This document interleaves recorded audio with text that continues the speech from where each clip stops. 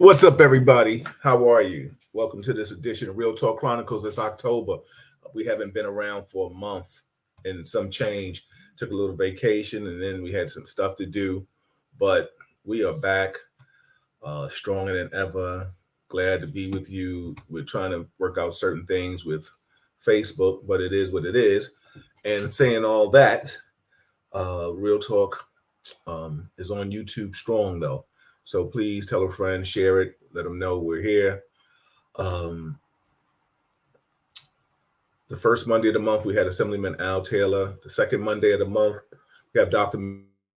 Marilyn Corder. The third Monday of the month, we have Allison Williams. And then maybe I might be trying to do something. If it's not Malika and I will probably try to do something for either breast cancer. Maybe the doctor probably wants to do that. Or I felt bad that I missed Hispanic Heritage Month, so I might try to get some friends on, and they can talk about what it's like to be Latin in America, on some positive stuff, not negative stuff. And of course, on the Wednesdays, I got Kevin and I. I don't know if Chuck and Rich will be joining, but with that being said, Kev, what's up, brother? How are you, man? Good afternoon, Bill. It's been a while. Good evening, I should say. Yeah. I think last time we spoke, it was warm. Yeah, isn't that something? The weather's changed. It's doing different things out there. It was warm in a drought. Now it's cold and wet. Yeah, brother. The weather has definitely been acting different. I think it's going to be a cold winter. It is what it is. I mean, listen, we've had them before. It won't be the first and it won't be the last. And that's just what it is. How about that? Yeah. What have you been up to, man? There's so much things that have been going on since the last time we've spoken. It's wow. It's been a while. Yeah, there's just so many things. I know they're still coming after Trump. I know you got feelings about that. There's been some crime has just still been out of control. We know that there have been some cases of police stuff going on that have not been feasible and comparable for other people. But I mean, like the detective in the 3-2 that slapped the girl, a lot of people had a little problems with that. We can talk about that. Also, there was a police officer we were just discussing that was killed. I'll let you talk about that one in LA. Go ahead. Yeah. Well, I mean, I just saw this article, but it was kind of a straight, whichever one you want, buddy. Sorry. That's all right. An LA cop was killed in a training incident. Yeah, let me share the article. Right. Let's go right into it. Mm-hmm. Where is my share? Did we change something on the settings here, Bill? No. I cannot share. You can't share? Not even from your computer? No, I'm saying I think I don't see the setting. Oh, settings at the bottom. Wow. Yeah, they changed a lot. They changed a lot with YouTube. I sent you the article in the private chat. Maybe you can put it on and you can display it because you're the host. Let's see. The private chat. That's the one where in our box, our private chat. Yeah. Okay, let me see if I can get that. Within Real Talk, within the StreamYard. Uh-huh. But while you're pulling that up, Bill, I'll throw something else at you. I was at an event last week, New York State Law Enforcement Conference, and I threw you a text or two about it, but it was intriguing to me. Gave me also a lot of hope. I was at a law enforcement conference when there was a few hundred. Hey, Kev, hold that thought. At the bottom, do you see the word present? Yeah. Try that. It's present, not share. Yes, they've changed a lot of dynamics. But go ahead, finish your story, then as you can get that. Go ahead.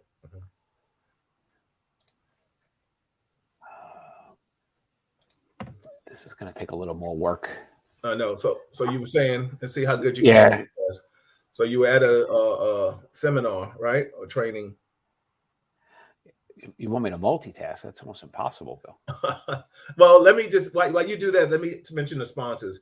Shout out to the Daily Arts of Survival magazine, of course, Soft Illusions Art Gallery, my lovely wife and her mother. We also have Reggie Well Quality Speakers. He just had a birthday party. I heard it was very nice. We have Melba Wilson. We have Leon Ellis the Chocolat, and we have Ingram Taxes. So there's so much, of course, and we have the Row House that the third Saturday every month. If anybody you're not doing anything, you can come out. Malika's celebrating her birthday. We'll be out there with the cigars, having a good thing. October 15th. October 15th. You can't wait. Exactly. And he left. Oh, Kevin left. Guess so we'll guess Kevin will be back somewhere. We'll find Kevin. So, right now we're dealing with some difficulties because we're not able to go live on Facebook like we used to. They changed up the settings. So right now we're still working on master, working on YouTube and see how that flows. But I think we really just need to spread the word, technology, things change. Yeah. And it's not necessarily good or bad. Clearly they still have to work the kinks out, but we're going to keep on rolling. Absolutely. So yeah, they will get the kinks out. There's Kevin. Yeah, there's Kevin. I'll bring him back. There he is. Yeah, I'm going to tell you, Bill, I can't share. It made me restart. It is. Malika said she'll pull it. Don't worry. Don't stress yourself out about it. Yeah. Oh, I'm not stressing. And Malika, I trust. It was verbiage. I didn't think he really was. Yeah, let's see. So we'll get the article up in a second, but let's go into it a little bit. But it is an LAPD cop who was killed in an on-duty training incident, not involving a firearm, which is incredibly rare to have a cop die that way. And this cop was part of an investigation into 4 other cops for a gang rape.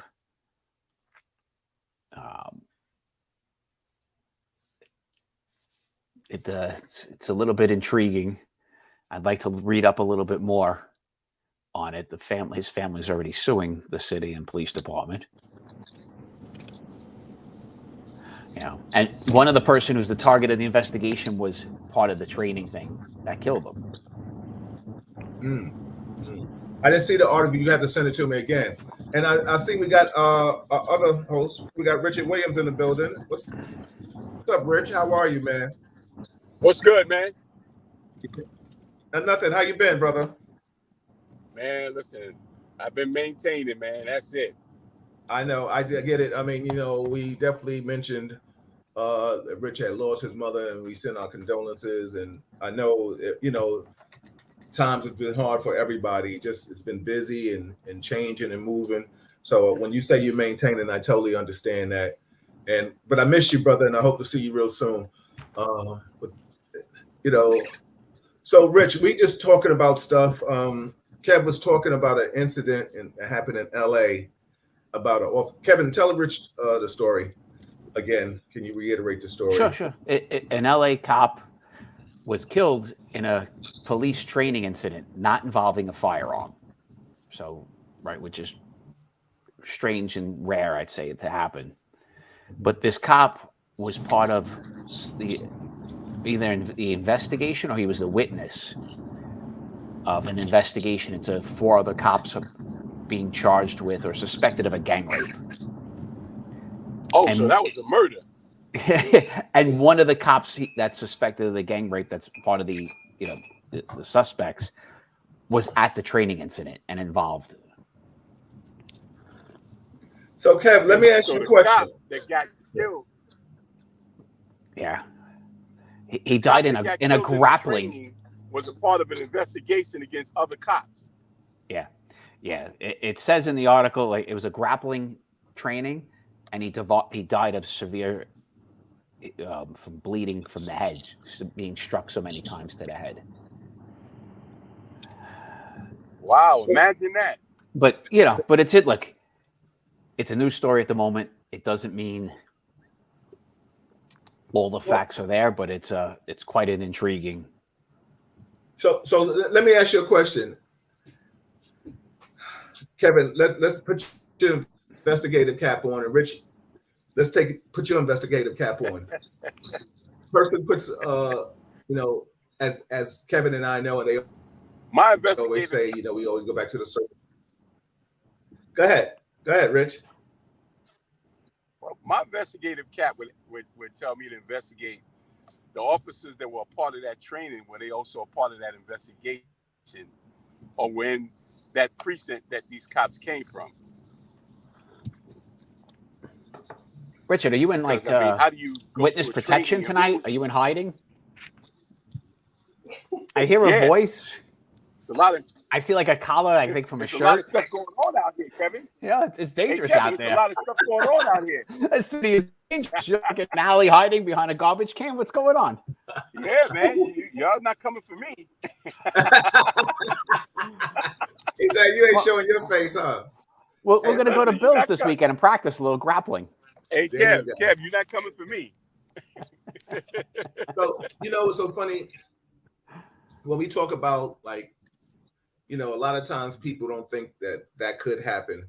But, so funny, it's such, as I said, a coincidence that you're investigating the person that's at the training facility. And, for him to, and Kev, this in law enforcement, you don't rat on other cops. So it's a different coincidence for somebody to actually die from a training exercise. Hey, Bill, wait a minute. You mean cops don't rat on other cops? People don't.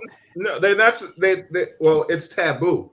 I'm not saying that they shouldn't or they won't. I'm just saying that it's taboo. So y'all guys operate on the same code as the dudes in the street operate on it. Yeah, no snitching. Yeah. Yeah. Yeah, definitely. That's the thing. That's why you see there's so much problems within law enforcement in regards to integrity, because some officers, I will say some, not all, feel like they're above the law, and they do things and they justify it. I'm not condoning that. I'm not saying that's right. And I can always say, like I said, it's never happened in front of me. Maybe that's just the way they respected me. And I don't know if it's happened in front of Kevin. Kevin can speak for himself. I don't think it has. But when we look at situations like that, we have to understand, like, wow, in the street, if you a snitch, nobody wants to be associated with you. You're out there by yourself, and if you tell on an officer, I can tell a story. We were in the academy, and a training officer was telling a war story to a cadet, a rookie. Somebody in the academy like me, and telling a story. The officer, the rookie, thought it was an integrity test, and he went and reported him. And when I tell you, he got blackballed his whole career. And when I literally asked him, I was like, yo, what happened? He said, Bill, I thought it was an integrity test. He says, he says, you don't know what this academy, everything is like a test and a trick and stuff. So I thought he was telling us a story that he did something, and they wanted to know if I would have reported it. So I went and reported it. So that officer got investigated on. But now everybody was like, yo, what are you doing? You couldn't differentiate between a story that he was telling you, or it was like, it wasn't like he had you in front of the class. I don't know. I can't speak for the man. I don't know. Sometimes when you talk offline, he thought he was talking shop with the rookie, and the rookie took it somewhere else. So I'm sure his career was blackballed, because he was blackballed before he came out the academy, and nobody wanted to work with him and talk to him and stuff like that. So it can happen. In life, you hear stories, in the past, I mean, shoot, there's stories. I'm sure there's some people could talk about me. You know what I'm saying? But never in lieu of just honoring the badge or not doing my job properly. So I say all that. So yeah, Rich. I mean, the codes in the streets are different. It's Rich disappeared on us, Kev, and apparently Kev, somebody did find him. Yeah, there he is. He ducking in and out. Yeah, man. I got to duck in and out when you talk about this snitch stuff. So hey, but listen, Bill. Even in the streets, there's rules to stuff, man. You got the civilian code and you got the hustler's code. Absolutely. When you're a civilian, those rules don't apply to you. I mean, if somebody's committing a crime against you and you're not a street person, you tell the police. Absolutely. Right? But if you're a police officer sworn by duty to uphold the law, I mean, what is that? I mean, you're not going to uphold your oath because it's another officer? Rich, so two directions I want to go with this. One, police officers call in more calls to internal affairs than anybody else. Right. They're calling more than the public. They do. You could talk to any internal affairs investigator. Absolutely 100% cops call more in on each other. But now, so okay. That's done. Let me interject, Rich. A lot of times, it's cops calling on jealousy. There's a whole mix of things. There's but bad if things, you call jealousy. internal affairs, right? Aren't they also cops?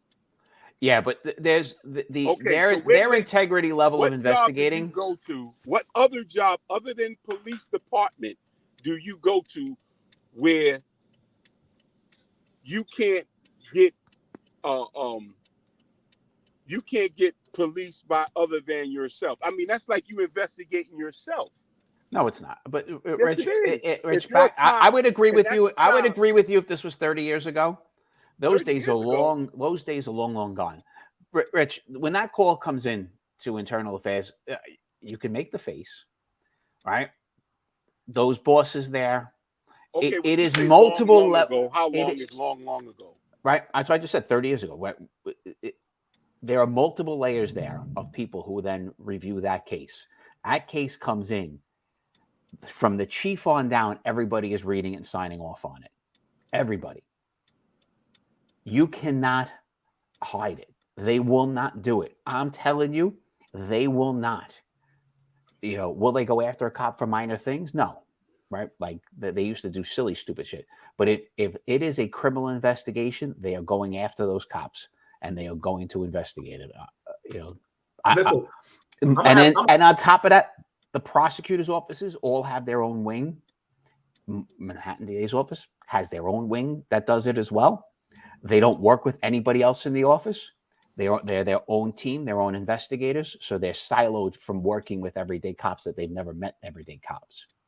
So it's never have that conflict of interest. Rich, I'm gonna let you comment, but I'm gonna have a real talk moment right now.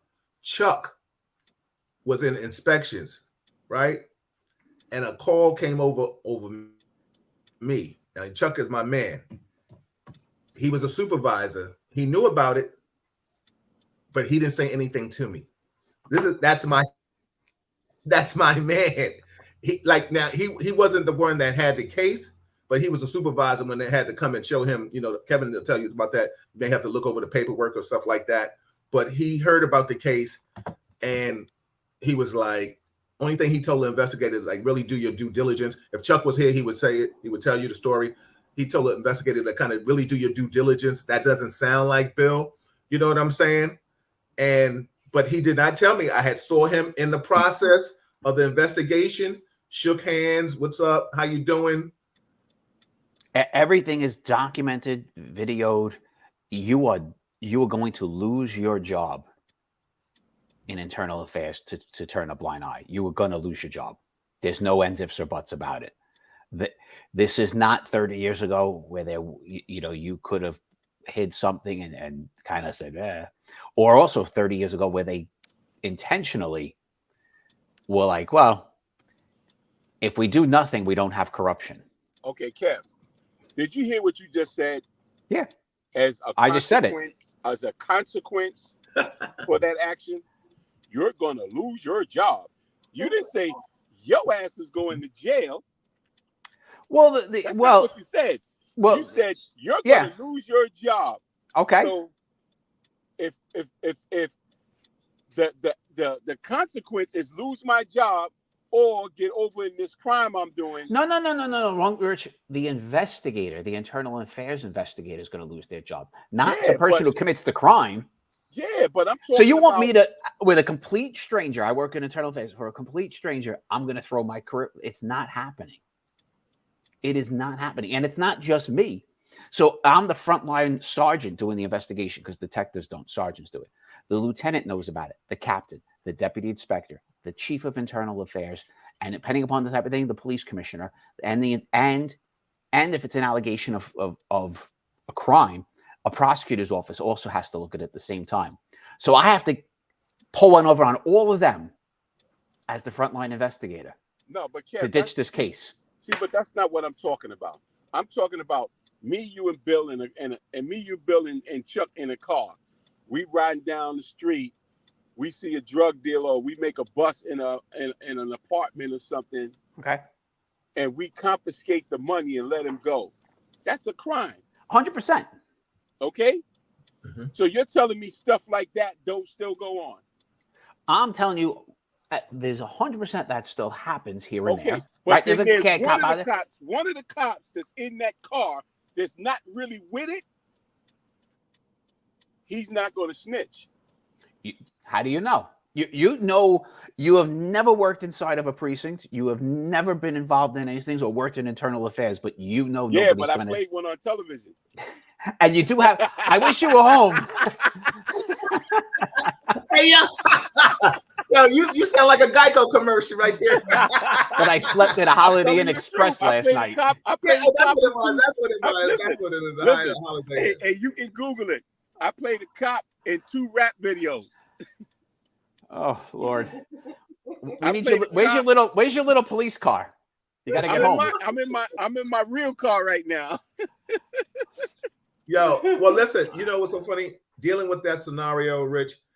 Will I say it doesn't? If it does go on, I think I'm not going to say it doesn't because I'll sound like a fool if I say it doesn't go on. What I'm going to say on. What I will say, and maybe Kevin can piggyback or not, he can defer, say what he feels. It's highly likely that somebody's going to try to jeopardize their career and get jail time because that's a crime. That's robbery. You got to think. You know what I'm saying? That's 4 body cameras plus whatever other cameras are out there. Right? We're not talking about when Bill and I were out there when cameras were this big and I could look up and go, "Oh, there's no camera." Yeah, exactly. Them cameras have been known to not work or not be turned on. Okay? Listen, you can't guarantee that, and I can't guarantee that everybody there did. I'm not telling you it doesn't happen, Rich. Listen, there are absolutely cops out there. Cops are like that. That's not what I'm saying. I didn't say you were. What I'm saying to you is that you can't tell me that it still doesn't happen.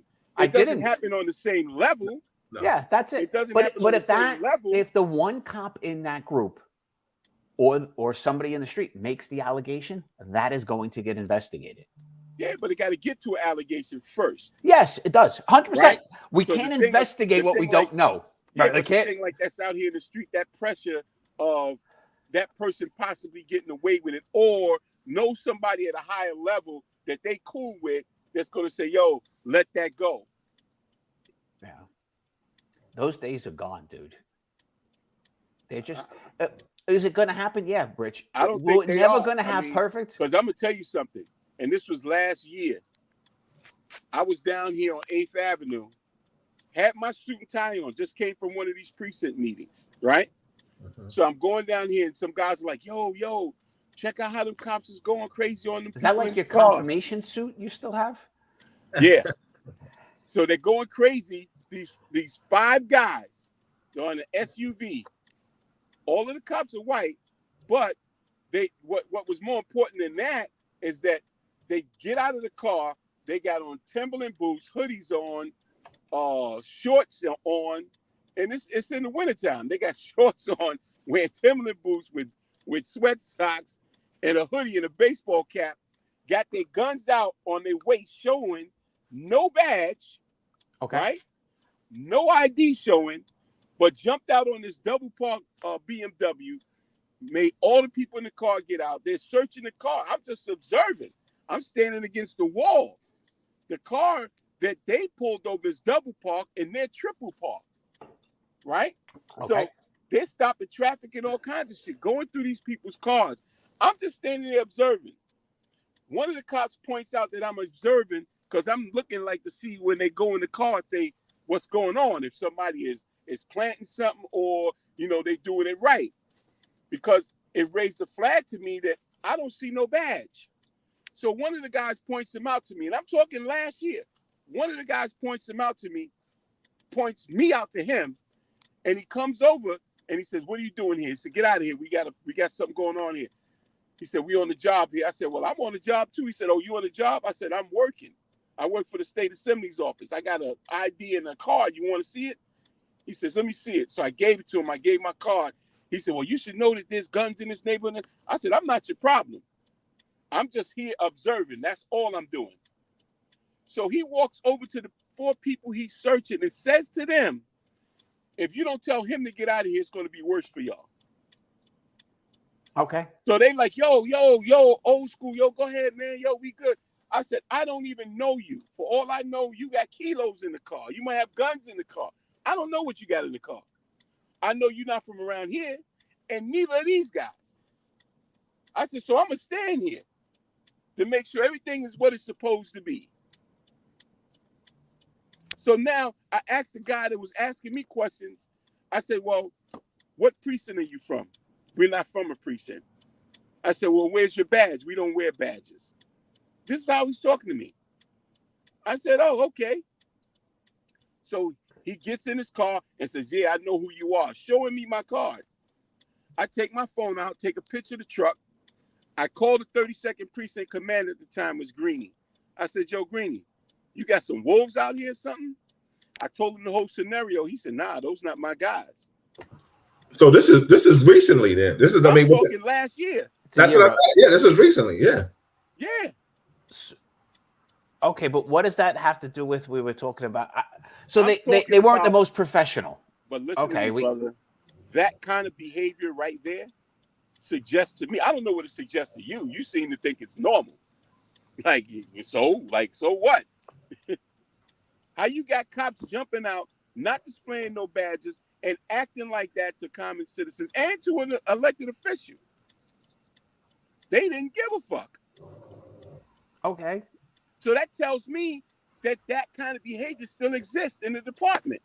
So because they weren't professional, you're going to take that to that we were talking about because they corruption and stealing money. Let me ask you, Kevin, and cover-ups exist. I don't see the Kevin. leap, but you don't see nothing wrong with that. Is that what I didn't say that. I said they were unprofessional. Tell me, do you see something wrong with that? They were unprofessional. But that's it. Yeah. Just unprofessional. So not showing your badge is just simply unprofessional. Yeah. Well, is it a felony? What do you want it to be? What is it? You tell me what. I just told you. I can't keep repeating it. It's unprofessional. Because the truth is, it's unprofessional. Because I'm gonna tell you, the truth is that thing could have escalated to something else. Because you're supposed to assume these 5 guys are cops. Why? Because they're white. Because if 5 guys jumped out of a car that were black, that didn't have no badge out, with guns out, other people would have thought they were what? Robbers. Okay. But you're still, I'm still talking about unprofessional. You haven't hit any other level. If something would have happened, it would have been a whole lot of covering up. Oh, here's my badge. No, okay. Look, I'm not going to go into hypotheticals, my friend. So the policy is what? When it comes to you got to show your badge. ID. You got to show it. Your badge has to be shown. Period. And if you don't, if I don't show my badge, I can get to trouble. I'll get what they call a CD. It's a I get anything from what would normally happen, you'll get warned. Okay, so you got a whole unit running around behaving like Right? that. Well, I mean, that's that's a not warn the and first- admonish. And I guarantee And you that's if not it the happens first more than stop once, they made. you're gonna That's not get. You the might lose a first half stop they day. made. That's not the first stop they made. Oh well, Doing that same thing. yes. So that's to the point of you saying that it's not like it used to be. But that's you. You're what? still talking about What? a cop that was unprofessional, not showing his shield. He did nothing else wrong. Zero else wrong you've described in that incident. To corruption. Not Like showing your I don't shield see the and warning people that haven't committed a crime that there was going to be some consequences if they Again, didn't tell me, unprofessional. an observer, to leave. Unprofessional. I'm with you. Unprofessional. That's just unprofessional. That's normal for you. I understand. No, I didn't say it was normal for me. It was Well, unprofessional. you're normalizing it right now. What do you want me to simply call saying, it, "Oh, Rich? was unprofessional." All right, Rich, I'll change my mind. It's attempted murder. What do you want me to call it? Like, there's nothing else I can give it, buddy. I don't understand. I'm not normalizing it. It's unprofessional. They should have been professional. Could you have given that video into the precinct and made a complaint? Yeah. And would they have been spoken to? Yes. If it happens more than once or twice, they'd actually get into trouble. But it's unprofessional. Okay, that's normal. Okay. I can't win with you on this one. You're going to just keep calling what you're going to call it. I can't make it a felony, dude. Yeah. You know, I like to take some what's that, blackface, and put that shit all on you, Kev, and let you hang out with me one night. Oh my God. yeah. Put a hoodie and a baseball cap on you and some Timberlands and sag your pants a little bit and watch them whip on your ass. Well, they won't touch him now, but back in our day, he'll get in trouble. Trust me, they won't listen because officers are not really out there touching anybody right now. But back in the day, he definitely would have a problem. And I think, Rich, I think if I didn't put anything on, just came out the way I was, just hanging with you would get me into trouble, right? Like that's Nah. As you're creeping around the alleyways tonight. My man Theo, he said, all due respect to Kevin, but this is called white privilege. Unprofessional is a way to excuse what is done to us. That's, That's how it's described by people other than us. Yeah, because you right there. It's just simply being unprofessional. So funny. I mean, we know there's a difference in mannerisms and how you police.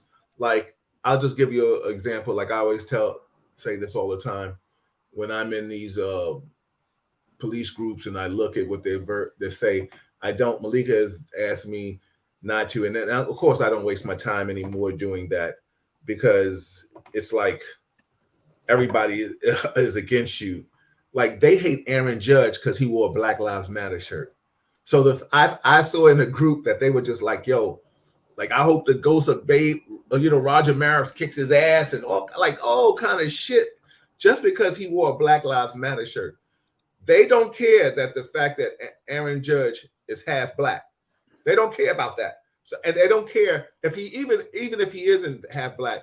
If a white officer wore that, a white ball player spoke out against something like that, they denounce it. So let's understand that there's a culture that has to change within law enforcement. And we're not talking about Republicans, Democrats, because it seems like 90% of law enforcement is conservative or Republican. So it's they have the mentality them against me, and any officer that does something in another city or state, country, wherever, they're going to take his side because he's blue. But and I laugh because they could go and they could be an active member and drive in another city, Florida or wherever, and get pulled over and get a ticket. That blue shit goes right out the window. You know what I'm trying to say? But the bottom line is they stand by a color. And I always say they stand by a fraternity. Now, to talk about integrity, we understand things are done different, totally different. The streets are different. Law enforcement is done different. To be unprofessional has always been a way sometimes you know, I will say that there's some white officers that would go a little further than a black officer, and because a black officer is not going to do the rouse another black person the way a white officer is, because the white officer's his thing is some will be like, I know there's a crime, I know he's going to commit a crime, I know he's going to do this, where a black officer may say, nah, man, you know what I'm saying, he's black. But when one gets out that car, the other one has to get out that car, and you got to back them up. You definitely got to back them up. Now, when you get back in that car, there's a whole different conversation. It has to be a different conversation. Hey, but Bill, I Yes. don't agree with that, because I've seen some black officers that treat black people worse than some white cops. Well, those are the ones that are trying to impress the white officers. Yeah. Why is it still the white officer's fault? Wait a second, Phil. I gotta stop with that one. If a black guy's acting inappropriate, you still can't blame the white officer for that. Kevin, let me just say this. Maybe how the person is just who they are, Bill. No, hold on, Kevin. Let me tell you the reason why I said that. We know when we came on this job, and still to this day, it's changed a lot to this day, but still, it was a white job. Oh yeah. The supervisors were white. So look, like I told you, me and Tag, we don't speak to this day because I questioned why he put me out a second. Now, wait a minute, hold on. I had the right to ask the question. Of course. He had a problem with it. I just went to the union delegate, and the union delegate just went and asked, hold on, Kev, and because my point is, you're outnumbered most of the time. Like when I went to SNU, y'all thought I was a spy. Real talk, y'all thought I was a spy. Y'all thought I was sent up there by the CEO to spy on you guys. Is that a true story? True story. I don't know the word spy, but yeah.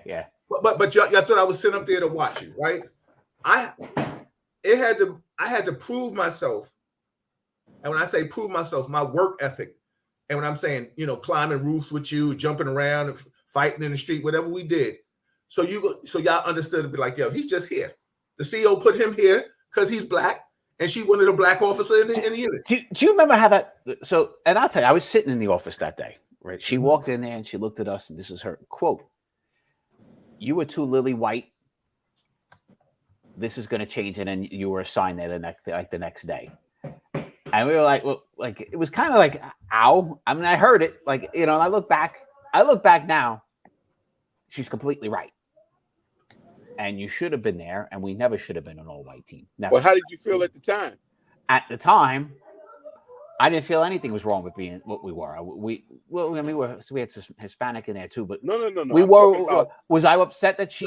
No, I laughed when she said that. Was I upset with the fact that she pointed out that you were a lily white group, and she's going to put a black guy in there?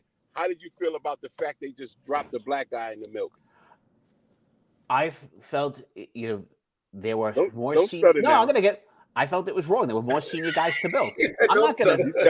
You sound like Ralph Cramner. Hamina. Yeah. Look, I'm telling you. Back then, I was like, I thought it was wrong that there were more senior guys to build. You thought it was affirmative action, right? Right. You thought it was affirmative action, right? Yeah. I don't think I used that phrase, Rich. I don't really think it's yeah. I just did say yeah. Yeah. I said it. Are you not hearing me? I'm saying back then I thought it was wrong that there were more senior and experienced guys looking for that spot, and Bill got to jump over them. So did I think it was wrong on that style of fairness? No. I did think it was wrong. Do I look back and realize she was 100% right? Yeah. And why was she right? Because we couldn't have a team like that. Why? You can't have an all-white team. Why? In a neighborhood that's overwhelming majority black. Why? You just can't. Why? Because sometimes you can't emphasize your empathy for people. You lose it. Sometimes you don't understand culture. Sometimes you just don't understand things, and you miss them. So you can't be that way. You can't. It just doesn't work. But as a young cop or a young man, I didn't realize it. Bill, let me ask you something. Did you have any problem with your empathy level dealing with white people? No, not at all. Why not? Because it's just culturally you're taught. Like, but you're two different cultures, like he just said. Yeah, but so how come you didn't feel how he felt about the other people? No, Richard, don't.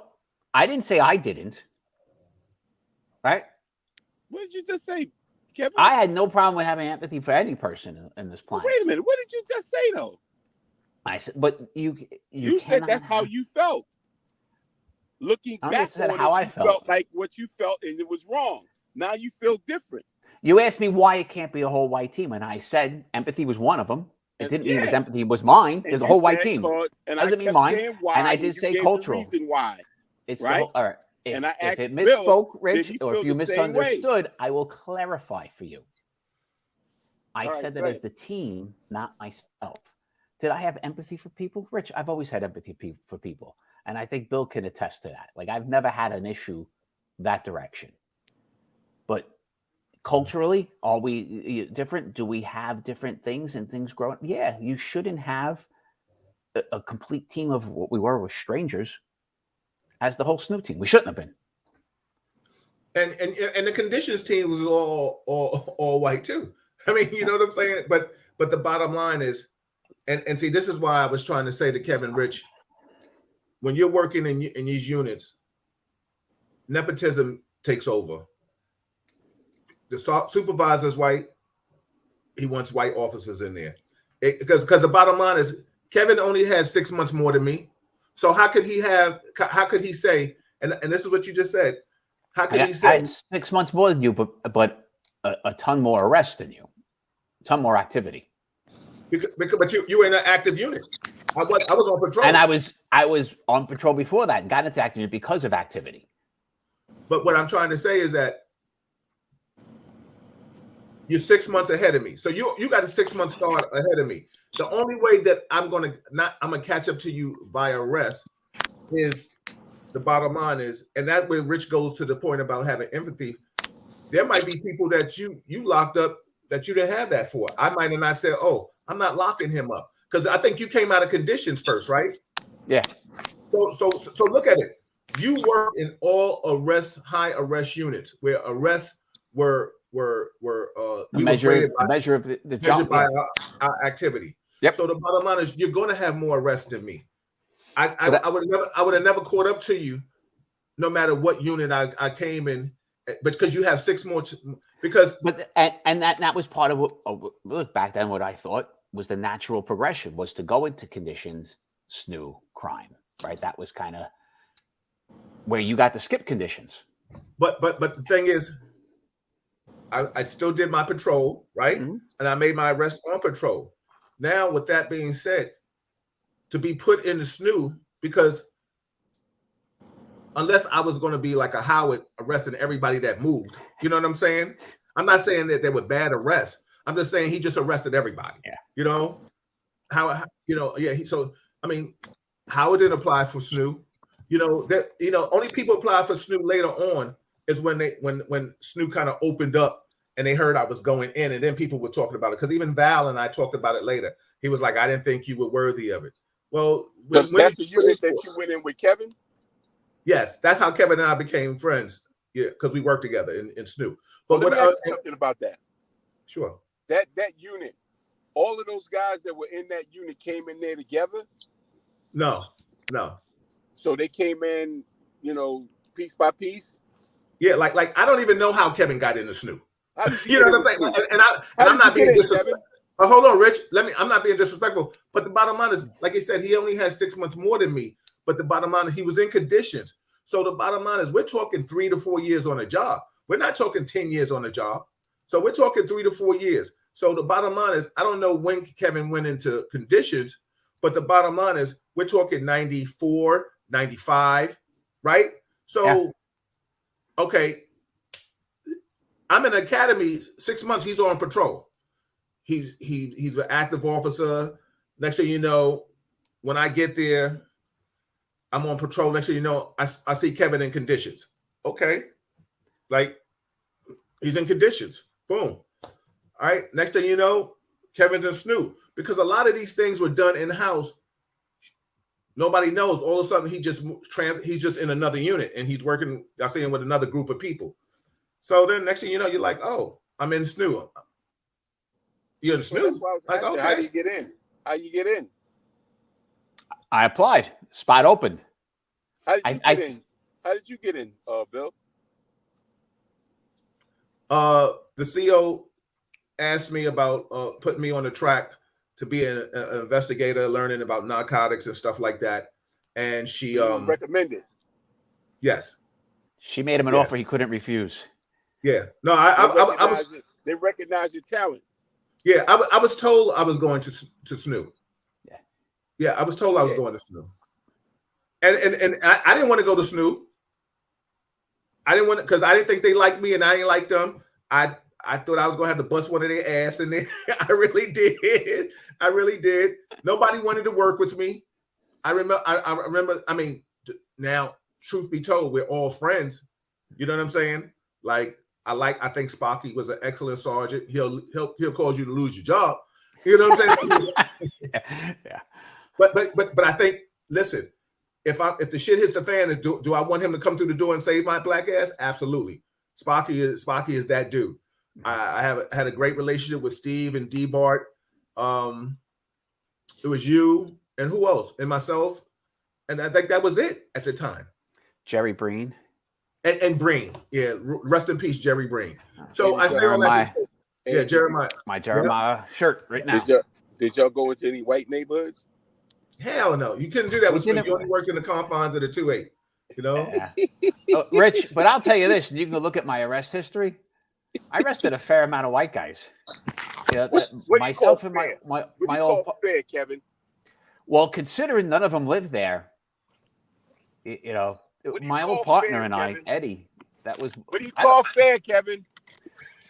Rich is like, I want to know. I would tell you, Rich, Kevin, for working the 2-8, I was. I couldn't tell you the stats anymore in the arrest. You said a fair amount. What's fair? I would tell you this, Richard. For working in the 2-8 arrest of white males, I was at the high end. Okay, Kevin, what's fair? I don't know what's fair. You said you used those are your words. You said I know a fair amount. Fair amount. What do you consider a fair amount? Because to me, fair means there's some kind of equity there. Some, Dude, I couldn't tell you how many. All right, so if you arrested 50 black people, you arrested at least 40 white people. Is that what you said? No, that wasn't where we worked, my friend. Fair. That's not fair. You can't just. There was no. The neighborhood was basically all black. The people selling what mostly we focused on, Rich, was drug dealers. A lot of white folks shopped in the hood. Yeah. All right. Our focus, Rich, was drug dealers. A lot of them shopped in the hood, but right. There were not many white guys standing on the corner in the 2-8 pitching. Well, you see them, but you don't see them because you don't picture them as being that. So it's like they're there, but you don't see it. Okay, I can't argue this with you. It's not an argument. Bill could also attest. I mean, look, we both did narcotics a long time in the 2-8. There were not a lot of white guys dealing drugs in the 2-8. Well, I mean, let's keep it 100. If we saw a white guy walking around in certain neighborhoods, we were going to stereotype him, and we were going to look at him as purchasing drugs. Oh yeah, I did it a bunch of times. It's the same way if you saw black guys, white officers saw black guys on the corner. First thing they were thinking about is he's working. But then now we go with stats and we go to drug prone locations. So I mean, we didn't hit a street that didn't have that wasn't known for drug prone locations.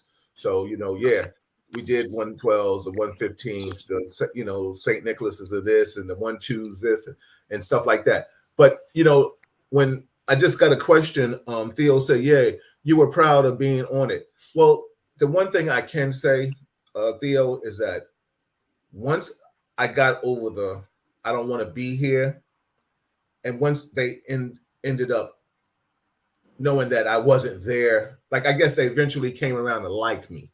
You know what I'm trying to say? Because I did Bill. I was like, I'm not getting on all these crazy times a month. I did. We had to get 6 and 1, right, Kev? That was the minimum we could do. If I'm on a Zoom call. Okay, if if we had to, depending on rotation.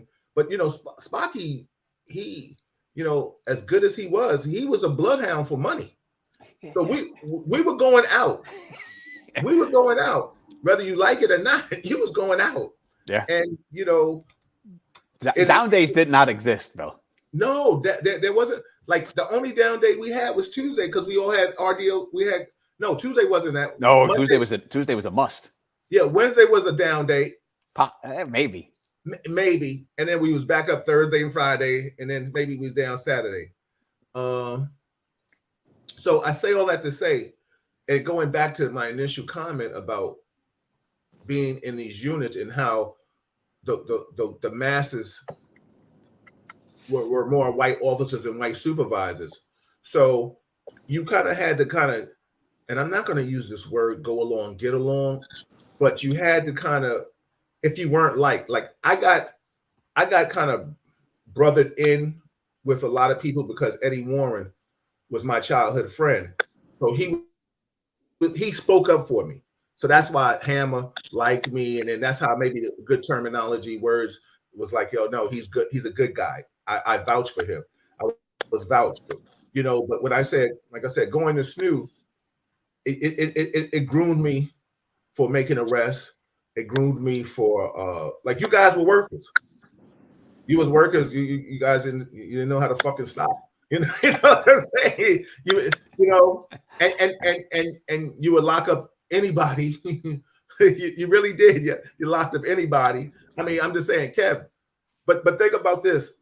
So I have to say, SNU got me a friendship with you. Yeah. Look, we're damn near almost 30 years later. You know what I'm saying? And we're here. So that's what we, in life where real talk began. Yeah, absolutely. It's really right. We had serious conversations about race and reality and life. Yeah. I mean, and but the thing is, like I said, to all those guys in that unit, I enjoyed working with because they work. You know what I'm saying? And we worked and we laughed. Yeah, we laughed. And then the second tier, when I'll tell you a story afterwards. When Sal came in, Sal wanted to get rid of the culture. He wanted to groom his own team. That's when Val and Eddie came in. But I think that's when B. Bart and Malloy were on the sergeant's exams. But they started. It was a change of guard, so I was there for that. So I was a senior man. Kind of falling in the senior man. That's when Val came along, and you were about to leave, but you were still there. Yeah, I went over to into crime. Yeah. So go ahead, tell your story. Mm-hmm. No, I'll tell that story off. That's green room story. Oh, okay. But green room story. Well, listen, but I want to. We only got a few minutes. Yeah, I agree with you, Kevin, when you say it's not as bad as it used to be. I agree with that, right? But I'm not dismissing that. I'd say I'm saying goodnight. I got Rich to agree with me. I'm done. I'm going to bed. I'm a happy man. No, I want to throw something quick, Rich, because I think you'll be intrigued with this story. So I started telling it earlier. So I was up at a all law enforcement conference, a few hundred members of law enforcement conference, big room, some really interesting speakers. And one of the speakers got up and said, for anybody in the room who's ever served time, please stand up. And there was, I don't know, 15 to 24. And I think next week, I think Malika and I have found another way to get it back to a similarity of how people can watch it. So we'll work on that. We're working on that. But go ahead. Tell your story. So I don't know, 15, 20, 15, 2 dozen people got up in the room, and I was kind of like, I'm at a law enforcement conference, and here we have people who serve time. Most of them are part of the New York State SNUG, SNUG program.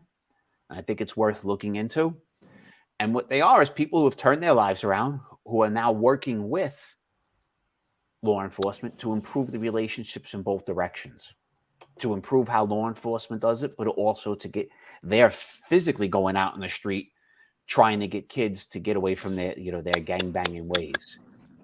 It was an impressive thing to see at a conference with cops. About former officers? No, former people who've done time. and real officers, active officers. So we got ex-cons and cops in the same conference together, talking about working with and improving ways of doing law enforcement. It was an impressive, Rich, it was an impressive thing to see. You know, and like I said, if you could look up the SNUG program, and I was like, what the heck does that even mean? And it's guns I'm backwards. familiar with it. It's guns backwards. I'm familiar with it. Yeah. Those are the violence disruptors, the credible messages. Yes, exactly. Yeah. You know? But you know what's so funny? Let me just say this.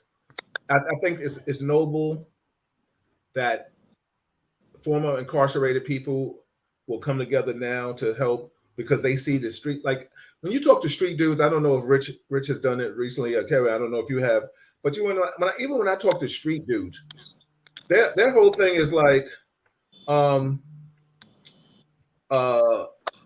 they're like, yo, they don't like the way the streets are because there was a point of respect for law enforcement. Like you knew that you never would shoot at a cop or you never disrespect a cop because you would lose money because the cops would hit the street hard and stuff like that in that magnitude. Right now, it's almost like street dudes feel like these young guys, and this is what I'm hearing, these young guys will try to press an OG and be like, yo, I know who you are, but it's like this is a different time.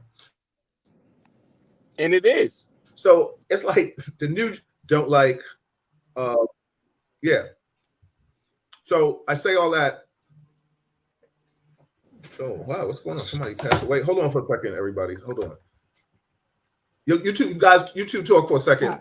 And then, Rich, like during the presentations and talks, because there was a lot of them, one of the things that intrigued the heck out of me, the numbers, you know, I love my stats, right? So I'll go with a stat here for it. All right. High school dropouts commit 75% of the crimes. Right. So kids who do not finish school are responsible for 75% of the crimes committed across the country. And 80% of people in our prisons today are dropouts.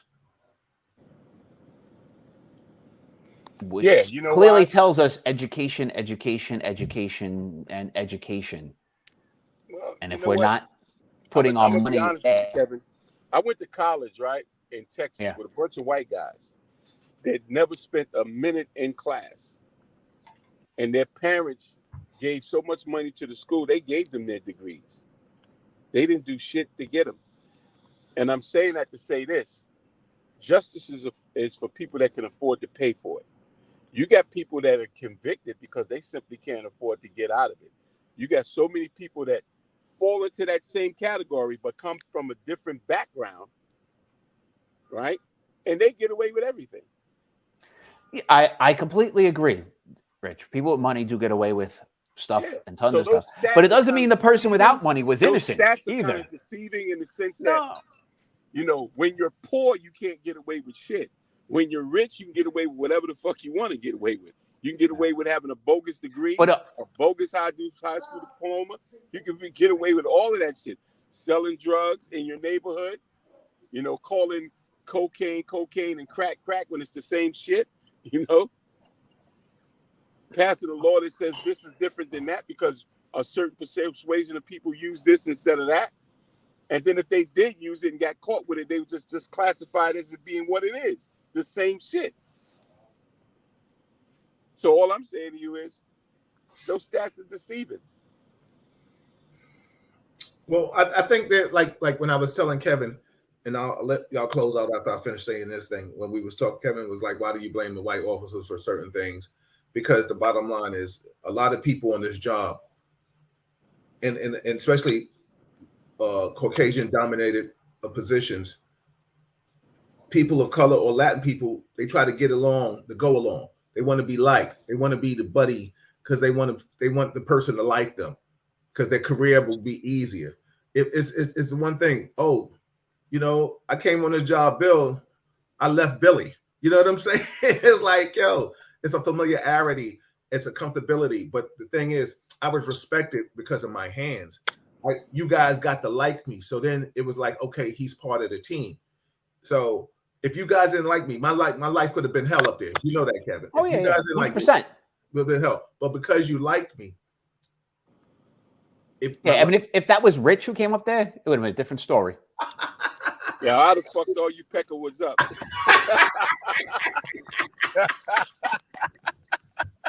Yeah, but what I was trying to say is that, yo, Bill, they would have been saying, I hope he likes me. Yeah, I mean, listen, I don't know if Kevin remember. I mean, I remember Spock. Spock used to say, "Oh, you think you bad because you know the martial arts and shit." And I was like, "Yo, dude, I am who I am. Like, I'm no punk. You know what I'm saying? Like, like this job don't mean it ain't that serious to me. I had a life, and Spocky made, like I said, excellent teacher. Kev, he taught us what not to do and what to do. And we'll leave it right there. He taught us he would not survive in today's department. No, hell to the no. Like you and I would have a little bit of trouble. He would not. Absolutely. But I was just saying all this to say that, people go along to get along because they want to be liked. And this Bill, but you can't say that my problem with that is you can't say that every Hispanic cop or black cop that you said that acts that way is only doing it to fit in. Maybe they were really like that. They can't think for themselves. They can't have been that way. No, you know why? Because the motherfuckers ain't have shit. Listen. So you're saying that they all just. What I'm telling you, Kev, and I can't say all. Of course. Okay. All right. So Kev, you're right. I can't. You gotta give me one. You gotta give me 1 minute. Okay. I gotta. All right. Hold on.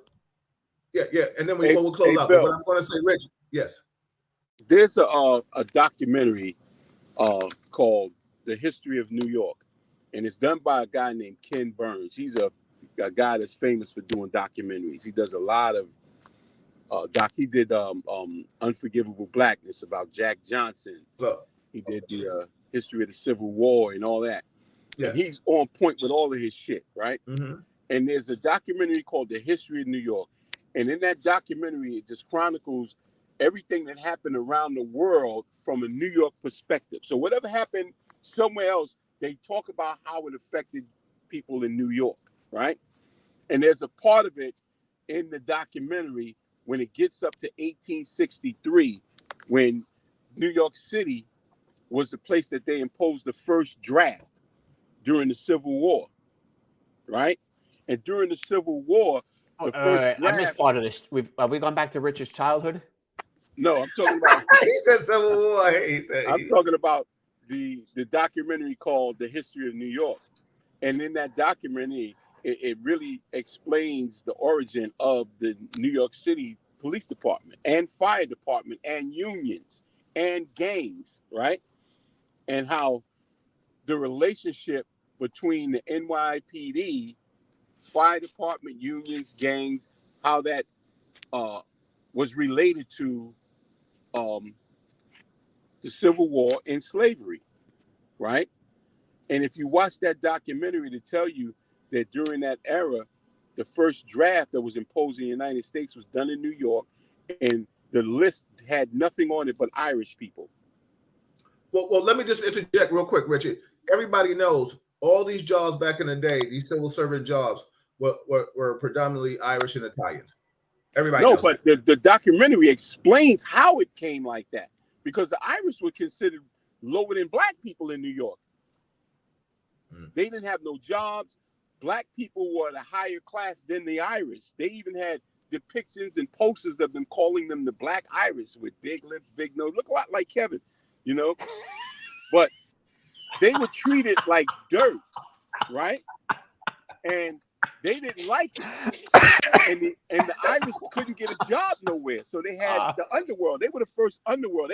Before the Italians, it was the Irish, right? There was the mafia. So the Irish gangs ran New York City, the underworld, right? Because they couldn't get no jobs and shit. And then when the draft came, some of the Irish joined the armed forces for a job. The ones that want to be legit, they joined the armed forces for a job. So they went into the military. They went to Gettysburg. They was getting their ass whipped there. So they imposed the first draft in the United States, and everybody on that list was Irish, because you didn't have to put a black man's name on there because he was ready to go because he wanted to fight for his freedom.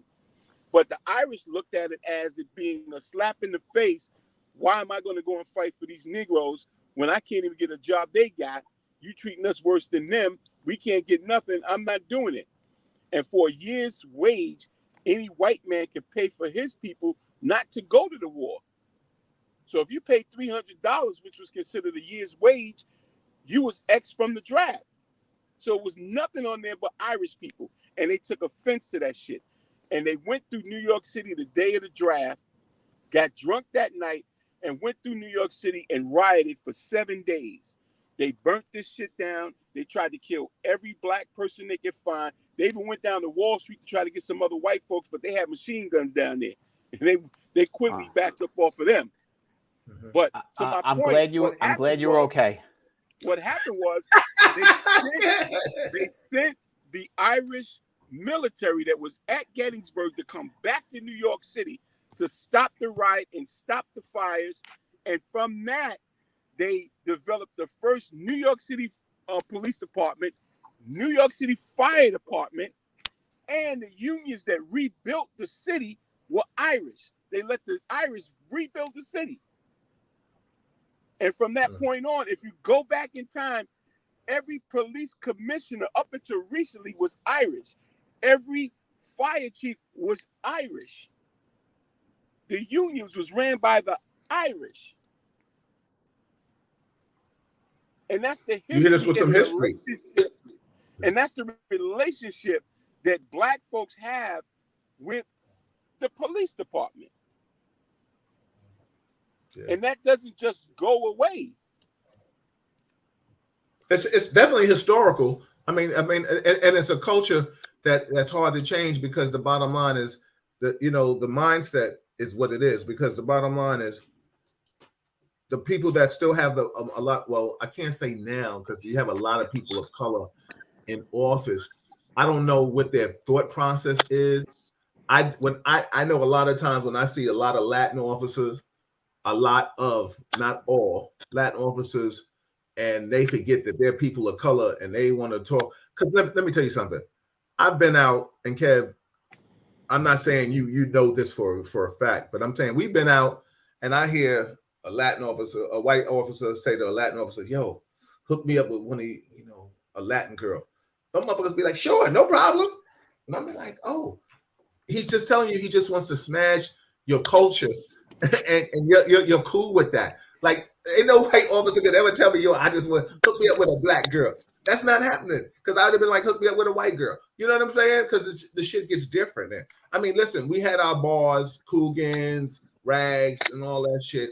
But what I'm just trying to say is that the moral of my story is that it was a culture to be part of a band. When I developed my own niche, I became a solo singer, but I still was liked because I would be able to play with you in the street. And the bottom line is, a white officer or a Latin officer or a black officer, the main thing about this job is feeling respected and feeling protected in the street, right, Kev? Yeah. I mean, think about Big Ron Myers. Everybody wanted to work with him when he came to Detroit. That big motherfucker, oh my God, he's going to crush shit. Nobody wanted to give him a problem. You know what I'm saying? Now he's my hero. Yes, the way he travels and love. Shout out to Ron. But what I'm trying to say is that because he was so big, he was like your height, Rich, Brolic, and like Bullet. Like, these officers that were known for being massive and putting foot to ass if they had to, were respected. Because the bottom line is, a lot of people don't know, when you get back in that office, shit can happen down in that locker room if you get a little flip at your gums. You know what I'm saying? Times have changed. We know, I've heard of officers getting hemmed up and putting on their own lockers, bosses and other stuff. I say all that to say, we can definitely talk about this next week. Rich, give us some positive love. We back October, we coming strong. Malika and I figured out how to get our viewers back on Facebook, so we'll definitely have that clicking and clacking next week. Sharon said, Paula said, wow, that's deep. I'm going to watch that documentary. She said, thanks for sharing, Rich. Yeah, I'm going to watch that too. And Sharon said that they are following what what's in there. Absolutely. You know what's so funny? Everything is cultural. You know what I'm saying? The job has always been, and Kev knows this. We've been on a job. Sometimes it became the Italians versus the Irish. You know what I'm saying? You know, you better pick a side. You know what I'm saying? Most of the times, the Irish were rocking with the Irish. The Italians were rocking with the Irish, with the Italians. But can I say this, Bill? Sure. I had a friend of mine, a Greek guy. He used to sell cars, and I used to buy cars from him.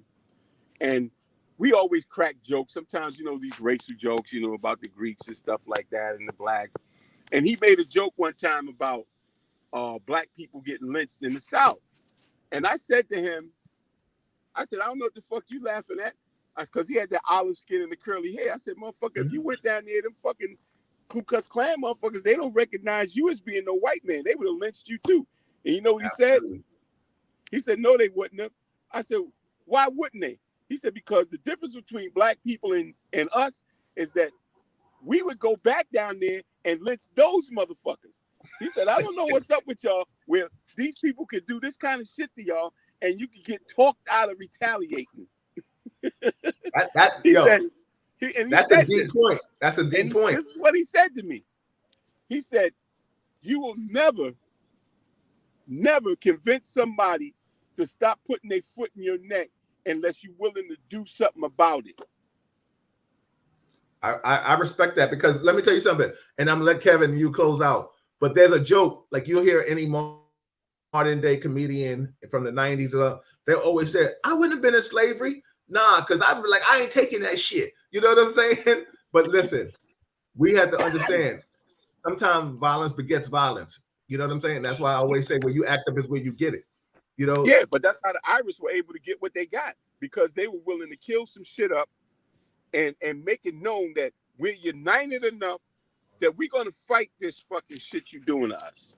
Yeah, real talk. So they went from being the lowest form of what they call a nigga, and they stepped over us. So somebody had to be the nigga. So it ain't us no more. That's what the Irish said. It's y'all. Yeah. Yep.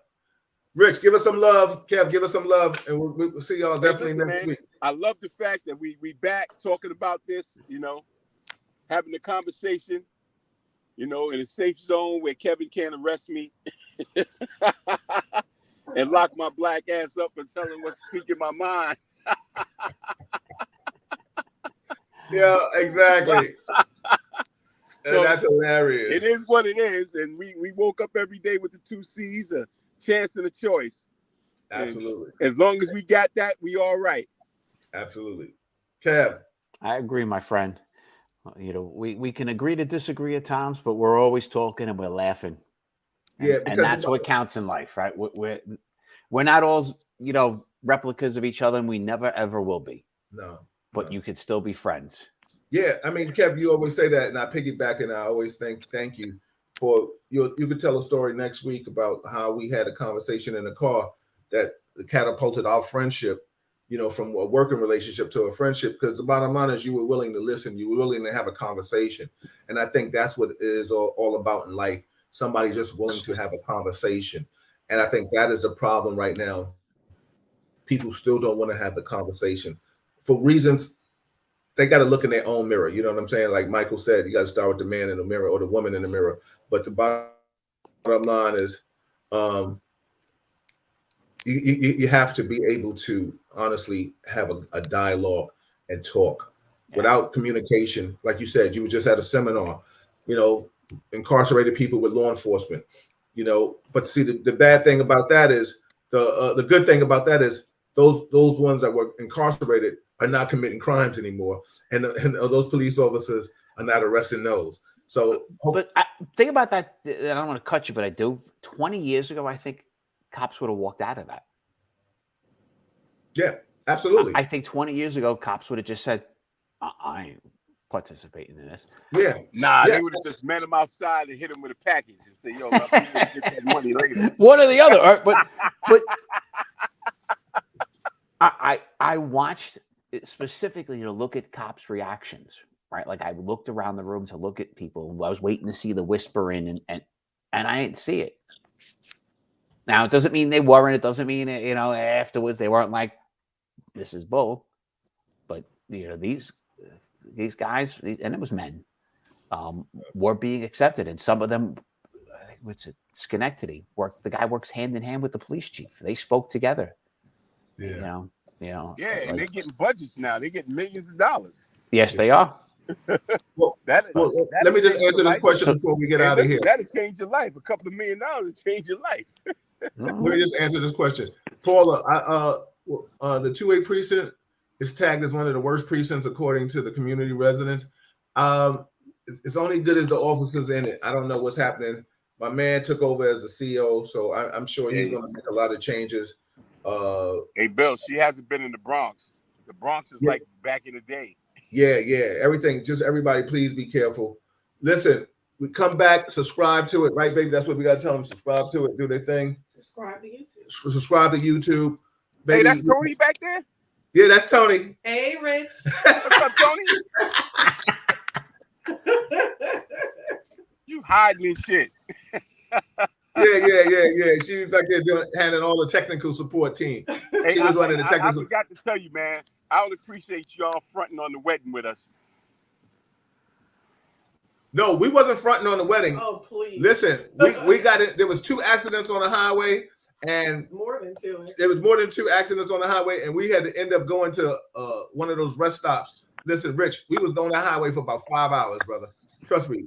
What? It was about 5 hours. We knew you held it down for us. Yeah, but we know. But listen, we had to put you up there so you could do your speech, your best man speech, because they asked me to do that. So we was like, yo, let Rich. You know what I'm saying? See, I always got your back, brother. I always got no best man speech. Oh, you didn't? Somebody else did it?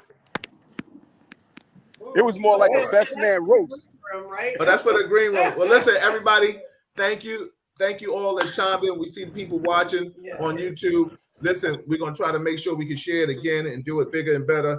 Listen, everything is a work in progress, but we appreciate the support on behalf of Rich, Kevin, and myself. I'm so glad you guys are back. We're back, baby. Listen, we took a month and some change off. Everybody had some personal stuff to take care of and do things, but we're back. And we kicking ass, and we here. Real talk. See y'all next week, everybody. Appreciate y'all. Good night. Later. Yeah. Hold on.